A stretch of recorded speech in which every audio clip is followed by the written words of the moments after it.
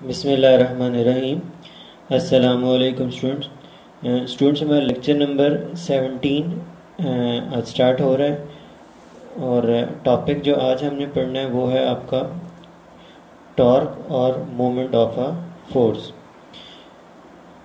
Previous lecture के अंदर हमने रेजोल्यूशन ऑफ फोर्स का टॉपिक डिस्कस किया था और आज हमने जो वो टॉपिक एंड हो चुका था और आज हमने जो टॉपिक डिस्कस करना है वो है आपके पास टॉर्क और मोमेंट ऑफ अ फोर्स।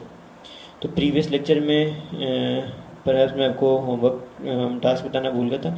तो ये जो कुछ भी आपने लेक्चर के ड्यूरिंग यहाँ पर हमने डिस्कस किया था ये सब टॉपिक आपने फुल डिटेल के साथ विद डायग्राम आपने होमवर्क कॉपी पे नोट डाउन करना है और इसको प्रिपेयर भी करना है और प्रिपेयर करके आप इसको एक दफ़ा अपनी रफ नोटबुक के ऊपर ज़रूर एक दफ़ा लिखें ताकि आपका लॉन्ग का टॉपिक है, बोर्ड के एग्ज़ाम के लिए इंपॉर्टेंट भी है, तो आपका ये इजीली प्रिपेयर हो सके।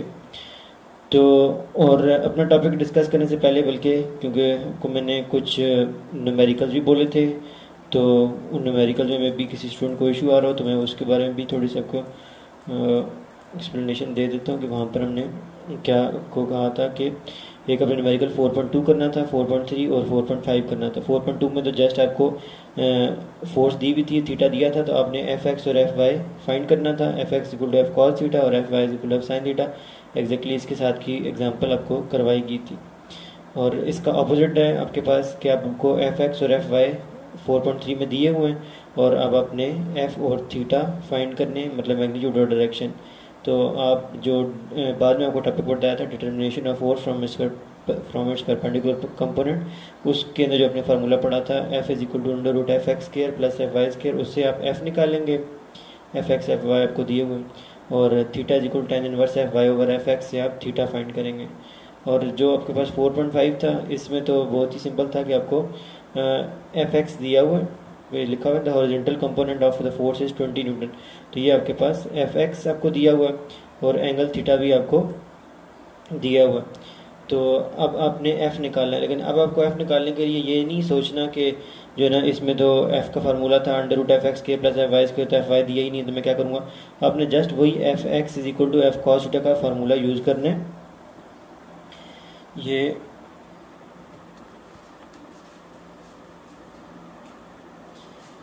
आपके पास फार्मूला था F x equal to F cos theta, तो आपने एफ फाइंड करना है, एफ एक्स और आपको थीटा दिया हुआ है तो आपने कॉस थीटा को जाकर लेफ्ट साइड पर डिवाइड कर देना है, तो F is equal to F x over cos theta हो जाएगा। एफ एक्स की वैल्यू को 20 न्यूटन दी हुई है और थीटा भी आपको दिया हुआ है तो 30 डिग्री, तो वो आपने पुट करना है और वहाँ से आपके पास एफ आ जाएगा। तो आपके इस तरह से 4 न्यूमेरिकल्स तो हो जाएंगे। अब इसके बाद जो आज हमने टॉपिक करना है वो है टॉर्क, और वही टॉपिक है जो कि हमारे पास जिसके नाम के साथ हमारा ये चैप्टर लिंक हुआ है। चैप्टर का नाम था टर्निंग इफेक्ट ऑफ फोर्सेस, और टॉर्क भी क्या होता है, टर्निंग इफेक्ट ऑफ फोर्स होता है। तो को दिखा दूँ, तो ये टॉपिक है टॉर्क का, जिसको हम टॉर्क भी कहते हैं और मोमेंट ऑफ फोर्स भी कहते हैं।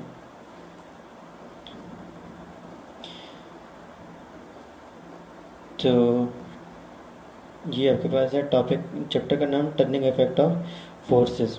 तो अब हम जो चीज़ कर रहे हैं टॉर्क, ये भी इसकी डेफिनेशन आपके सामने लिखी है, the turning effect of force is called torque. तो उस टाइम मैंने आपको स्टार्ट में बात बता दी थी चैप्टर के नाम से रिलेटेड कि ये क्या चीज़ है, कि हम बहुत डेली लाइफ के अंदर हम बहुत सारी चीज़ों के ऊपर फोर्स अप्लाई करते हैं, लेकिन हर चीज़ फोर्स अप्लाई करने पे रोटेट नहीं करने लग जाती। लेकिन बहुत सारी चीज़ें ऐसी भी हमें नज़र आती हैं कि जिनके ऊपर हम फोर्स लगाते हैं तो वो रोटेट भी करती हैं। फॉर एग्जांपल कार का स्टीयरिंग की एग्जांपल दी थी, कार का व्हील है, ये आपके पास नॉब है डोर का, आपके पास टैप का नॉब हो गया, खुद डोर हो गया। बहुत सारी चीज़ें हैं आपकी डेली लाइफ के अंदर जिनके आप उनके ऊपर फोर्स लगा रहे होते हैं और वो रोटेट कर रही होती हैं। तो ये किसी भी चीज़ के ऊपर जब आप फोर्स लगाएं और उसके अंदर रोटेशन आए तो इस रोटेशनल इफेक्ट को, टर्निंग इफेक्ट को हम क्या कहते हैं, टॉर्क कहते हैं। टॉर्क ये चीज़ नहीं है कि वो कितना ज़्यादा घूमे, 30 डिग्री घूमे, 90 डिग्री घूमे, 180 डिग्री घूमे, ये इस ओवरऑल जो इफ़ेक्ट उसके अंदर क्रिएट होगा कि उसके अंदर रोटेशन आ रही है फोर्स के बिहाफ पर, ये इफ़ेक्ट जो है ये टर्निंग इफ़ेक्ट ऑफ फोर्स कहलाएगा। तो अब हमने इसकी डिटेल डिस्कशन करनी है, इसका फार्मूला डिस्कस करना है, ये किन चीज़ों पर डिपेंड करता है, कुछ ये होता क्या है, ये सब चीज़ें हमने डिटेल से डिस्कस करनी है। और इसको स्टडी करने के लिए समझने के लिए आपको 4 चीज़ें जो कि आपको टॉपिक के अंदर देखनी पड़ेंगी। आप अगर बुक ओपन करें तो आपके एक लेफ़्ट पे पेज होगा, एक आपके राइट पे पेज होगा। तो लेफ़्ट पे आपके पास 2 हेडिंग्स लिखी हुई हैं, rigid body, axis of rotation, और राइट के ऊपर आपके पास 2 हेडिंग्स होंगी, आपके पास line of action of force, और एंड पर फिर ये मोमेंट आर्म है। तो ये 4 चीज़ें अगर आपको समझ आएंगी तो आपको टॉर्क का टॉपिक ईजीली जो है वो समझ आ सकता है। स्टार्ट से हम बात करते हैं। वी ओपन और क्लोज अ डोर बाय पुशिंग और पुलिंग इट। हम डोर को क्लोज भी करते हैं, ओपन करते हैं पुश करके या पुल करके। हेयर पुश और pull turn the door about its hinge. Hinge क्या होती है? वो लाइन, वो पॉइंट्स जो होते हैं जहाँ पर दरवाज़ा जो होता है वो दीवार के साथ कनेक्टेड हुआ होता है, वो लोहे के बने होते हैं, आयरन के बने हुए होते हैं, और वो दरवाजे को इस काबिल बनाते हैं कि दरवाज़ा जो है वो दीवार के अराउंड रोटेट कर सके। आप इजीली उसको दीवार किसी भी दरवाजे के साथ जाकर देख सकते हैं कि वहाँ पर 3 या 4 हिंजेस जो हैं वो अटैच्ड होते हैं दरवाजे के साथ। तो हेयर पुश और पुल टर्न द डोर। अब यहाँ पर जब फोर्स लगा रहे हैं, पुश या पुल कर रहे हैं, तो इससे डोर के अंदर टर्निंग आएगी। Turn the door about its hinge और axis of rotation. Axis of rotation उस लाइन को कहते हैं जिस लाइन के अबाउट जो है वो कोई बॉडी रोटेट करती है, तो दरवाज़ा भी जिस लाइन के अबाउट रोटेट करता है वो उसका एक्सिस ऑफ रोटेशन होगा। तो द डोर इज ओपन और close due to turning effect of force. तो अब ये जो फोर्स आपने लगाई है इससे क्या हुआ, टर्निंग इफेक्ट डोर के अंदर आया है, जिसकी वजह से डोर ना क्लोज होता है या ओपन होता है। आपको टर्निंग इफेक्ट की और बहुत सारी एग्जांपल बताई थी, जैसे कार का स्टीयरिंग है, आप फोर्स लगाते हैं उसमें टर्निंग इफेक्ट ऑफ फोर्स आ रहा होता है, टर्निंग आ रही होती है। आप सीडी है, उसको आप सीडी प्लेयर के अंदर डीवीडी प्लेयर में रखते हैं, उसके अंदर भी क्या आ रहा होता है, टर्निंग इफेक्ट ऑफ फोर्स आ रहा होता है। तो इस तरह से बहुत सारी एग्जांपल्स हैं हमारे पास टर्निंग इफेक्ट ऑफ फोर्स की, जिसमें से 20 ने यहाँ पर हमारे सामने डोर की एग्जांपल डिटेल के साथ लिख दी। अब हमने जो 4 चीज़ देखनी है उनमें पहली चीज़ है रिजिड बॉडी। क्या चीज़ होती है? रिजिड बॉडी होती है कि आपके पास हर body large number of small particle से बनी होती है। A body is composed of large number of small particle. अब अगर आप उस बॉडी के ऊपर फोर्स अप्लाई करें और फोर्स अप्लाई करने से उस बॉडी के पार्टिकल्स के बीच में कोई से 2 पेयर ऑफ पार्टिकल्स आप देना अंडर कंसिडरेशन रख लें जिनके ऊपर आप फोर्स लगा रहे हैं। अगर आपके फोर्स लगाने से उस बॉडी के उन पेयर ऑफ पार्टिकल्स के बीच में डिस्टेंस में चेंज ना आए तो आप कहेंगे ये बॉडी रिजिड है। फॉर एग्जांपल ये आपके सामने में ये मार्कर है, इसको मैं यहाँ से फोर्स अप्लाई कर रहा हूँ इसके दोनों एंड्स के ऊपर, लेकिन मेरे फोर्स अप्लाई करने से इसके अंदर कोई ये ना कॉन्ट्रैक्ट हो रहा है ना एक्सपैंड हो रहा है, मतलब इसके पेयर ऑफ पार्टिकल्स के बीच में जिन पेयर ऑफ पार्टिकल्स ये बना हुआ है, तो ये जिन पेयर ऑफ पार्टिकल्स में फोर्स लगा रहा हूँ वहाँ पर कोई डिस्टेंस के अंदर कोई चेंज नहीं आ रहा है, इनका डिस्टेंस आपस में कम नहीं हो रहा, डिस्टेंस ज़्यादा नहीं हो रहा, तो ये बॉडी रिजिड बॉडी होगी। तो लेकिन लेट सपोज ये आपके पास कोई रबर बैंड है, तो अब आप इसके ऊपर फोर्स लगाते हैं तो इसके पेयर ऑफ पार्टिकल्स के बीच में स्ट्रेचनेस आ रही है, इसके पेयर ऑफ पार्टिकल के बीच में डिस्टेंस पहले कम था, अब इनके पेयर ऑफ पार्टिकल्स के बीच में डिस्टेंस जो है वो ज़्यादा हो जाता है इस तरीके से जब उनके ऊपर आप फोर्स लगाते हैं। इसका मतलब रबर रिजिड बॉडी नहीं है। तो इस तरह से हम डेली लाइफ में बहुत इजीली चीज़ों को देख सकते हैं, कौन सी बॉडी रिजिड्स हैं, कौन सी बॉडी रिजिड नहीं है। तो अ बॉडी इज, अब यहाँ पे भी आप देख लें, composed of large number of small particles. If the distance between the pair of particles of the body do not change by applying force, then it is called a rigid body. या simple words में rigid body वो body होती है जिसके ऊपर जब आप force लगाते हैं तो उसके अंदर कोई डिफॉर्मेशन नहीं आती, वो डिफॉर्म नहीं होती, वो अपनी पोजीशन में एज इट इज़ रिटेन रहती है, तो उस बॉडी को हम कहते हैं ये बॉडी ये ऑब्जेक्ट रिजिड है, रिजिड बॉडी है। तो वो आपको ये क्लियर हो गया। लेट्स सपोज ये पीछे दरवाज़ा है, ये आपके पास रिजिड बॉडी है, ये आपके पास टैप है, ये रिजिड बॉडी है, ये डोर का नॉब है, ये रिजिड बॉडी। तो रिजिड बॉडीज़ के अंदर ही हम टर्निंग इफेक्ट ऑफ फोर्स को डिस्कस करते हैं। अब दूसरी चीज़ हमने जो स्टडी करनी है वो है एक्सिस ऑफ रोटेशन, कि किसी भी चीज़ को जब हम रोटेट करते हैं तो वो किसी लाइन के अबाउट रोटेट करता है, उसको हम क्या कहते हैं, एक्सिस ऑफ रोटेशन। लेकिन जिस वे में यहाँ पे बुक में डिस्कस किया उसको हम गौर से देखते हैं कि एक्सिस ऑफ रोटेशन क्या होता है। कहते हैं consider a rigid body rotating about a line, कि एक रिजिड बॉडी कंसिडर कर लेते हैं। लेट सपोज ये ऊपर डोर है, इसको कंसिडर कर लें, तो ये एक लाइन के अबाउट ये रोटेट कर रहा है। The particle of the body move in circle with their centre are lying on this line. अब ये कौन से सर्कल कौन सेंटर की बात कर रहे हैं, इसको अब हम देखते हैं। तो वो फिर कहता है this line is called axis of rotation. तो ये इसकी थोड़ी टर्मिनोलॉजीज थोड़ी हमें देखनी पड़ेंगी, ये क्या डिस्कस कर रहे हैं। तो इसके लिए हम ये देखते हैं, ये आपके पास एक डोर है। अब इस डोर के अंदर आपके पास हमको पार्टिकल्स क्लियर कर देते हैं। एक लेट सपोज ये पार्टिकल है, एक पार्टिकल लेट सपोज ये वाला, और एक पार्टिकल लेट सपोज यहाँ पर है। तो अब ये जो तीन आपके पास पार्टिकल्स हैं, अगर आप इस डोर को इस लाइन के अबाउट, जो इसकी ये हिंजेस हैं, इनके अबाउट रोटेट करते हैं, और ये कंसिडर करें माइंड के अंदर, वैसे तो दरवाज़ा जाकर दीवार, पीछे जो भी दीवार होगी उसके साथ जाकर अटैच हो जाएगा, वो आगे तो घूम नहीं सकेगा। आप ये माइंड में रखें कि ये दरवाज़ा ऐसा है जो पूरा फुल घूम सकता है, 360 पूरा रोटेट कर सकता है, जिस तरह से कुछ शॉपिंग मॉल्स में होते हैं। तो ये जब दरवाज़ा फुल घूमेगा तो ये जो पॉइंट है, ये पार्टिकल जो इसके अंदर प्रेजेंट है, ये जब दरवाज़ा फुल घूमेगा तो इससे पार्टिकल का क्या बन जाएगा, ओवरऑल एक सर्कल इससे क्रिएट हो जाएगा। ये भी जब दरवाज़ा घूम रहा होगा तो इसका भी अपना एक क्या बन जाएगा, एक सर्कल इसका बन जाएगा, एक सर्कल इस पार्टिकल का भी बन जाएगा। मतलब जितने भी पार्टिकल्स हैं, हर पार्टिकल का अपना अपना एक सर्कल बन जाएगा। ये वो पार्टिकल है जो इसके इन बिटवीन प्रेजेंट है। अब इस सर्कल का अपना एक सेंटर होगा, वो सेंटर कहाँ पर होगा, इस जगह पर, वो सेंटर इसका इस जगह पर होगा।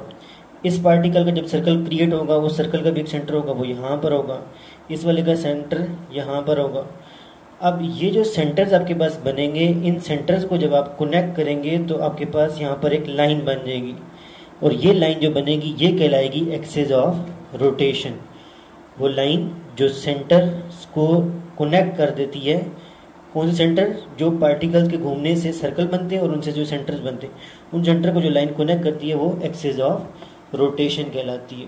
मतलब इसमें हर पार्टिकल का अपना एक सेंटर बन रहा होगा जो भी दरवाज़ा पूरा घूमेगा तो, और उस के जो फिर सेंटर्स होंगे वो कनेक्ट होंगे तो एक लाइन बनेगी, वो लाइन एक्सिस ऑफ रोटेशन कहलाएगी।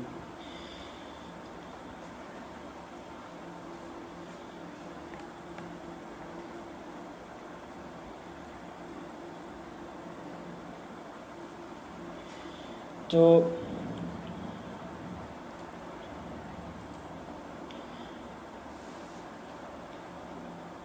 ये बुक के अंदर भी यहाँ पर बस को वो आपको जो पिक्चर दिखाएगी सारा कुछ आपके माइंड में होना चाहिए।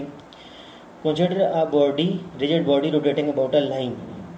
The particle of the body move in circle. जिस तरह से मैंने आपको यहाँ पे दिखाया, यहाँ पे जो उसके पार्टिकल्स होंगे वो जब दरवाज़ा फुल घूमेगा तो वो पार्टिकल सर्कल्स की फॉर्म में घूम रहे होंगे। The particle of the body move in circle with all their center are lying on this line। तो और जो उन सब के फिर सेंटर्स होंगे, उन सब सर्कल के जो सेंटर्स होंगे वो उस लाइन के ऊपर आएंगे, जिस लाइन को हम क्या कहते हैं, एक्सिस ऑफ रोटेशन। तो ये आपके पास दूसरी टर्मिनोलॉजी थी कि आपको समझ आ जाए एक्सिस ऑफ रोटेशन क्या होता है। तो दो चीज़ें हम देख चुके हैं, रिजिड बॉडी क्या होती है जो डिफॉर्म नहीं होती फोर्स अप्लाई करने पे, और एक्सिस ऑफ रोटेशन वो लाइन होती है जहाँ पर बॉडी के पार्टिकल्स के सब सेंटर जो हैं वो कनेक्ट हो रहे होते हैं या लय कर रहे होते हैं। अब कुछ बेसिक डिस्कशन यहाँ पर हुई भी है।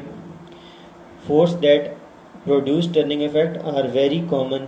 बहुत सारी हमारे पास टर्निंग पेंसिल है, sharpener, turning stop, cock of a water tap, turning door knob and so बहुत सारे एग्जांपल आपके माइंड में हैं, बल्कि आपने खुद से भी 5-10 एग्जांपल, मैंने क्लास 7th वालों को अराउंड कोई 20 के करीब एग्जांपल्स लिखवाई थी, उनसे ही लिखवाई थी। तो आप लोग भी खुद से जब लिखेंगे बहुत सारे एग्जांपल, जितनी ज़्यादा लिखेंगे उतना आपका माइंड जो है वो ब्रॉड होगा, उतनी आपकी माइंड में क्लैरिटी आएगी।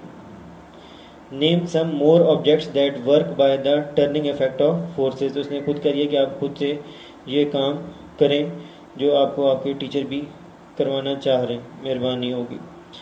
The turning effect of force is called torque और मोमेंट ऑफ द फोर्स। तो इस तरीके से जब भी आप किसी चीज़ के ऊपर फोर्स अप्लाई करें और वो टर्न करने लग जाए तो जो उसमें टर्निंग इफेक्ट क्रिएट हो रहा है वो टॉर्क कहलाएगा, या उसका दूसरा नाम होता है मोमेंट ऑफ द फोर्स। इंसान अब ये जो यहाँ पर डिटेल लिखी हुई है, इसको डिस्कस करने से पहले, हम ये सारी डिटेल डिस्कस करने से पहले जो बाकी की 2 टर्मिनोलॉजीज़ हैं पहले हम उनको देख लेते हैं, फिर ताकि हमें ये थोड़ा और क्लियर पता चले कि ये क्या बात हो रही है यहाँ पर। थर्ड टर्मिनोलॉजी आपके पास है line of action of force. Line of action of force क्या होती है? तो जिस जगह पर आप फोर्स अप्लाई कर रहे होते हैं, जिस तरह से ये डोर का नॉब है ना, यहाँ पर आप फोर्स अप्लाई करेंगे तो बिल्कुल इसके बिल्कुल इसके इस जगह पर परपेंडिकुलर फोर्स आप अप्लाई कर रहे होंगे। तो ये जो आपकी परपेंडिकुलर फोर्स की जो लाइन बनेगी, आपके हाथ से तो कोई लाइन नहीं बन रही होगी, लेकिन आपके माइंड में होना चाहिए कि इमेजिनरी एक लाइन जो है वो इस तरह से क्रिएट हो रही है जिस लाइन के अबाउट आपकी फोर्स अप्लाई हो रही है। तो वो दरवाजे के बिल्कुल परपेंडिकुलर आप फोर्स लगा रहे होते हैं, तो इसलिए उसकी डायरेक्शन बिल्कुल परपेंडिकुलर टू द डोर होगी। किसकी? Line of action of force की। The line along which a force acts is called line of action of the force. जिस तरह से इस फिगर के अंदर दिखाया है, ये ग्रीन कलर की जो लाइन है, ऑब्वियसली ये 3D में यहाँ पे शो तो नहीं कर सकता था, तो ये आपको माइंड में होना चाहिए। ये आपके पास पेज के इनसाइड ये ग्रीन कलर का एरो जा रहा है, तो ये ग्रीन कलर का एरो क्या रिप्रेजेंट कर रहा है? Line of action of force represent कर रहा है।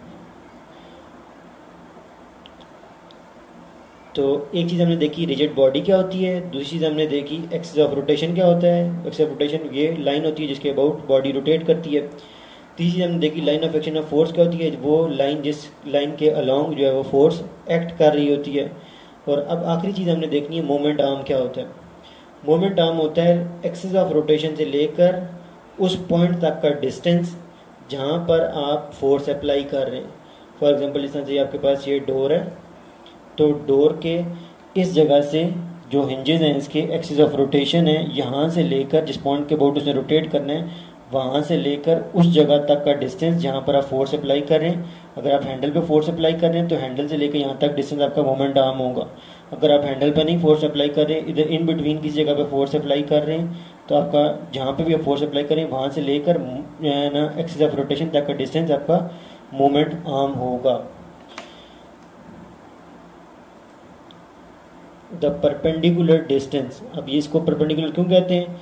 क्योंकि ये आप जिस डायरेक्शन में फोर्स अप्लाई करते हैं उस फोर्स के बिल्कुल ये परपेंडिकुलर होता है। ये आपके पास इस तरह से होगा, ये इस साइड पर होगा, और जबकि आपके पास जो फोर्स है वो उसके परपेंडिकुलर होगी।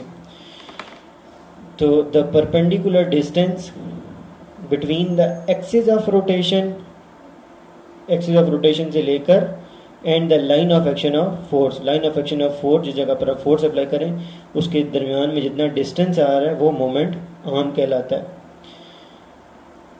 तो और उसको हम कैपिटल एल से रिप्रेजेंट करते हैं, जबकि जो line of action of force है उसको हम कैपिटल एफ से रिप्रेजेंट करते हैं। ये आपको कैपिटल एफ नज़र आ रहा है डायग्राम में, और ये आपको कैपिटल एल नज़र आ रहा है। डायग्राम भी आपने साथ बनानी है। ये टॉपिक है आपने ये भी अपने फुल डिटेल के साथ एक्सप्लेन करके लिखना है, क्योंकि ये भी आपका लॉन्ग का टॉपिक है। तो ये आपकी 4 टर्मिनोलॉजीज होगी। रिजिड बॉडी जिसके अंदर आप रोटेशन लगाकर टॉर्क को डिस्कस कर सकते हैं। फिर उसके बाद एक्सिस ऑफ रोटेशन वो लाइन जिसके अबाउट रोटेशन होती है। Line of action of force वो लाइन जिसके अलोंग आप फोर्स अप्लाई कर रहे होते हैं। Moment arm axis of rotation से लेकर उस line of action of force वाले पॉइंट तक जितना बीच में डिस्टेंस आएगा परपेंडिकुलर डिस्टेंस वो आपका मोमेंट आर्म कहलाएगा। ये आर्म है, मोमेंट आर्म, ठीक है, आर्म जिसको बाजू भी कहते हैं। ये ना इसको आर्म पढ़ते रहें, खाने वाला मैंगो, मैंगो नहीं है, ये आर्म है, मोमेंट आर्म। अच्छा, तो अब अगर आपके मुंह में पानी आ गया हो तो हम बाकी का टॉपिक जो है वो डिस्कस करते हैं। अच्छा, why the handle of a door is fixed near the outer as of the door, ये इसने सवाल उठाया है।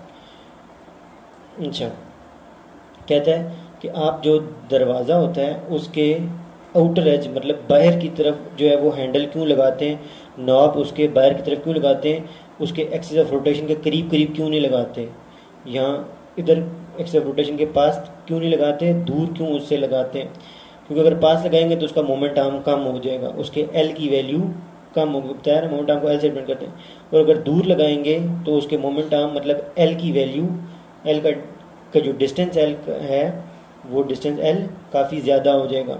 तो मोमेंट आर्म ज़्यादा होने से जो है वो आप क्या होता है कि आपको फोर्स कम लगानी पड़ती है, आप कम फोर्स लगाते हैं और इजीली जो है वो दरवाज़ा रोटेट कर जाता है, या कोई भी चीज़ आपको खुद पता है कि आप यहाँ पर हैंडल लगाने के बजाय यहाँ पर आप फोर्स लगाएं, हैंडल पे फोर्स लगाने के बजाय यहाँ पे फोर्स लगाएं तो आपको दरवाज़ा इजीली रोटेट नहीं करेगा, और जितना दूर लगाएंगे फोर्स उतना इजीली दरवाज़ा जो है वो रोटेट करेगा। इसका मतलब है मोमेंट आर्म जितना बढ़ाते जाएंगे उतनी आपकी फोर्स जो है वो कम अप्लाई होती रहेगी। टॉर्क में चेंज नहीं आएगा, चेंज किस पे आएगा, फोर्स के ऊपर, आपके हाथ से जो फोर्स लग रही है वो कम होने लग जाएगी अगर आप मोमेंट आर्म ज़्यादा करेंगे। तो आंसर उसने खुद ही देख के दे दिया है, वी कैन ओपन और close door more easily by applying force at the outer as of the door rather than near, के हम इजीली ये काम कर सकते हैं अगर हम दरवाजे के आउटर एज के ऊपर फोर्स अप्लाई करें रादर देन के उसके हिंज के करीब जो है एक्सिस ऑफ रोटेशन के करीब हम फोर्स अप्लाई करें। तो इसलिए वो लोकेशन जहाँ पर आप फोर्स अप्लाई कर रहे होते हैं बहुत इंपॉर्टेंट होती है। फॉर एग्जांपल ये आपके पास स्पैनर है, एक छोटा स्पैनर एक बड़ा स्पैनर है, तो आपको पता है कि छोटे स्पैनर से अगर आपको नट टाइट या लूज करना पड़ जाए तो ज़्यादा फोर्स लगानी पड़ती है, और एक बड़े स्पैनर से आपको नट टाइट या लूज करना पड़ जाए तो आपके पास इतनी ज़्यादा फोर्स अप्लाई नहीं होती। इवन जो बड़े व्हीकल्स होते हैं, ट्रक हो गया या लोडिंग व्हीकल्स जो होती हैं, उनके जो नट होते हैं जहाँ पर व्हील फिक्स हुआ होता है, तो वो नट खोलने के लिए वो क्या करते हैं कि ये जो आपके पास स्पैनर है, इस स्पैनर से क्योंकि वो नट बड़े होते हैं उनको टाइट भी ज़्यादा किया जाता है, उनको ना वो लूज़ होने का उनका रिस्क नहीं रखा जाता, उनको बहुत ज़्यादा टाइट रखना पड़ता है। तो जब वो टाइट बहुत ज़्यादा होता है तो लूज़ भी करना उनको डिफ़िकल्ट हो जाता है। तो इसके लिए वो सिंपल इस तरह के स्पैनर से वो काम नहीं चलाते, फिर वो क्या करते हैं कि इसी स्पैनर के अंदर आप फिर वो क्या करते हैं एक पाइप फिट कर देते हैं, लोहे का एक पाइप जो है वो इसके अंदर लगा देते हैं, और फिर उस पाइप का फिर दूर से उसके ऊपर जब फोर्स अप्लाई करते हैं तो मोमेंट आर्म ज़्यादा हो जाता है, तो फिर उनको इतनी ज़्यादा फोर्स अप्लाई करने की ज़रूरत नहीं पड़ती और इजीली जो है वो आपके पास वो नट लूज हो जाता है। वो टाइट करना हो तो इसी तरीके से वो उसके अंदर पाइप रख के इजीली उसको टाइट भी कर देते हैं। तो ये वो फैक्टर हो गया कि आप जो है वो टॉर्क किन चीज़ों पर डिपेंड करता है, अब हमने उन चीज़ों को देखना है। तो उनमें से एक चीज़ हमें नज़र आ रही है, वो क्या है, मोमेंट आर्म। मोमेंट आर्म आपका कम हो या ज़्यादा हो तो आपके टॉर्क के ऊपर फ़र्क पड़ता है। Let us study the factor on which the torque or moment of force depend. You might have seen that a mechanic use a spanner as shown to loosen or tight a nut or a bolt. A spanner having long arm, वो spanner की moment arm ज़्यादा होगा, helps him to do it with a greater ease. ease मतलब आसानी से वो काम ये अपना कर लेगा। तो वो मैकेनिक जो है as compare to spanner having a short arm, इस स्पैनर की निस्बत। इट इज़ बिकॉज, बल्कि एक जगह पे क्वेश्चन भी था कि क्या आप अपने हाथ के साथ, बिल्कुल स्टार्ट के अंदर था शायद क्वेश्चन, कि क्या अपने हाथ के साथ जो है वो नट को ओपन या लूज कर सकते हैं, तो इस वजह से नहीं कर सकते कि वहाँ पर मोमेंट आर्म इतना कम बनता है कि आपको फोर्स बहुत ज़्यादा अप्लाई करनी पड़ती है। मोमेंट आर्म जितना ज़्यादा होगा आपको फोर्स कम अप्लाई करनी पड़ती है, तो आप अपने हाथ इस वजह से उसको टाइट या लूज नहीं कर सकते।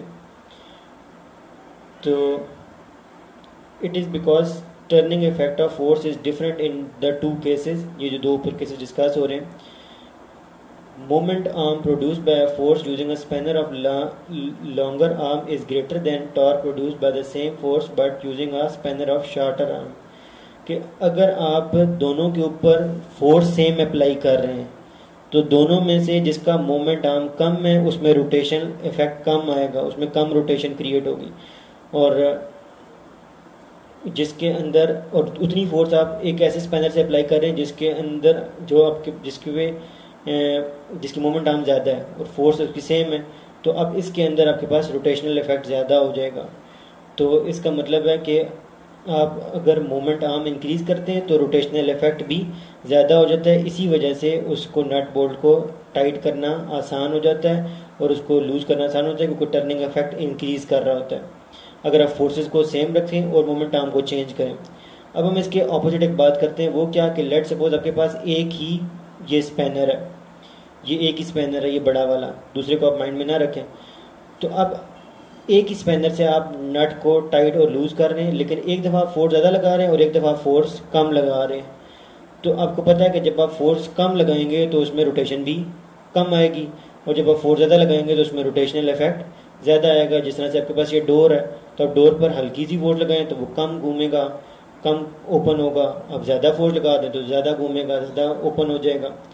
तो इस तरीके से फोर्स भी वो एक फैक्टर है जिसकी वजह से टर्निंग इफेक्ट ऑफ फोर्स में इफेक्ट होता है। जितनी आप फोर्स ज़्यादा करेंगे टर्निंग इफेक्ट भी उतना ज़्यादा होगा।